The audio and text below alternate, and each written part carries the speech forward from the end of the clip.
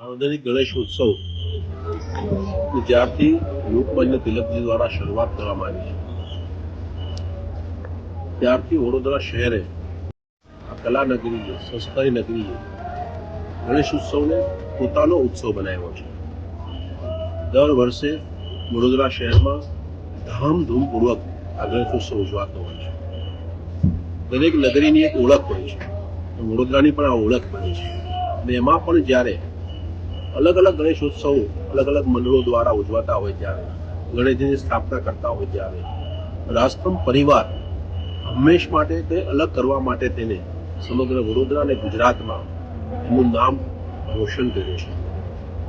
હું એટલા માટે ખાસ કહું છું કે દર વખતે કંઈક અલગ થીમ સાથે, અલગ સુશોભન સાથે, સજાવટ સાથે અસંખ્ય યુવાનો, બહેનો, સોસાયટીના રહીશો મહિનાઓથી મહેનત કરીને આ વ્યવસ્થા ઊભી કરે છે. આ સુંદર વ્યવસ્થા ઊભી કરવા માટે થઈને, અને આ વખતે તો પેપરના ગણેશજી બનાવવા માટે થઈને હું સમગ્ર આયોજક મંડળની ટીમને હૃદયપૂર્વકના અભિનંદન પાઠવું છું અને વડોદરાવાસીને પણ અપીલ કરું છું, અવશ્યપણે રાજસ્તંભની મુલાકાત લેજો, રાજસ્તંભજીના ગણપતિના દર્શન કરી એમના આશીર્વાદ પ્રાપ્ત કરજો.